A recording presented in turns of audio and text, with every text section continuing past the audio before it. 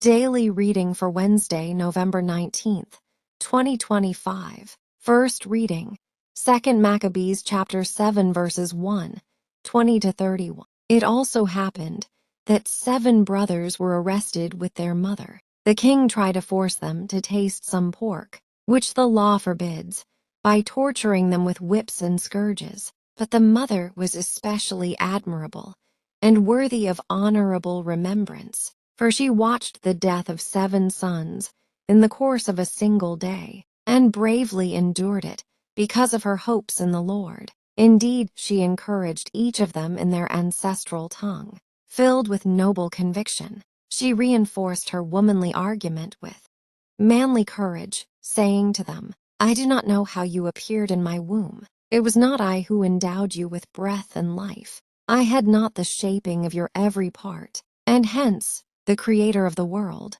who made everyone and ordained the origin of all things, will in his mercy give you back breath and life, since for the sake of his laws you have no concern for yourselves." Antiochus thought he was being ridiculed, suspecting insult in the tone of her voice, and as the youngest was still alive, he appealed to him not with mere words, but with promises on oath to make him both rich and happy if he would abandon the traditions of his ancestors. He would make him his friend and entrust him with public office. The young man took no notice at all, and so the king then appealed to the mother, urging her to advise the youth to save his life. After a great deal of urging on his part, she agreed to try persuasion on her son. Bending over him, she fooled the cruel tyrant with these words, uttered in their ancestral tongue, "My son, have pity on me.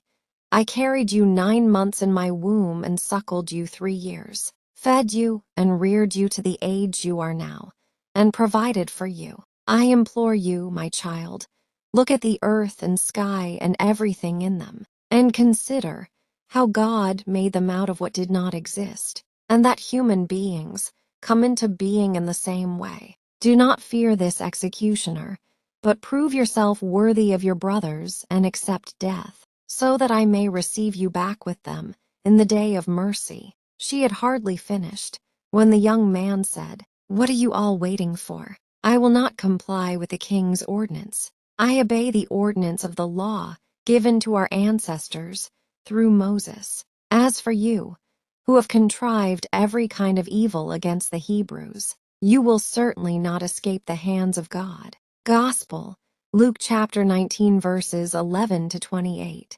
While the people were listening to this, he went on to tell a parable, because he was near Jerusalem, and they thought that the kingdom of God was going to show itself then and there. Accordingly, he said, "A man of noble birth went to a distant country to be appointed king and then return. He summoned 10 of his servants and gave them 10 pounds, telling them, 'Trade with these until I get back.' But his compatriots detested him and sent a delegation to follow him with this message, 'We do not want this man to be our king.' Now it happened that on his return, having received his appointment as king, he sent for those servants to whom he had given the money, to find out what profit each had made by trading. The first came in, 'Sir,' he said, 'your 1 pound has brought in 10. He replied, 'Well done, my good servant. Since you have proved yourself trustworthy in a very small thing, you shall have the government of 10 cities. Then came the second, 'Sir,' he said, 'to this one also he said, and you shall be in charge of 5 cities. Next came the other, 'Sir,' he said, 'here is your pound. I put it away safely wrapped up in a cloth, because I was afraid of you, for you are an exacting man. You gather in what you have not laid out and reap what you have not sown.' He said to him, 'You wicked servant, out of your own mouth I condemn you. So you knew that I was an exacting man, gathering in what I have not laid out and reaping what I have not sown. Then why did you not put my money in the bank? On my return, I could have drawn it out with interest.' And he said to those standing by, 'Take the pound from him and give it to the man who has 10 pounds. And they said to him, But sir, he has 10 pounds.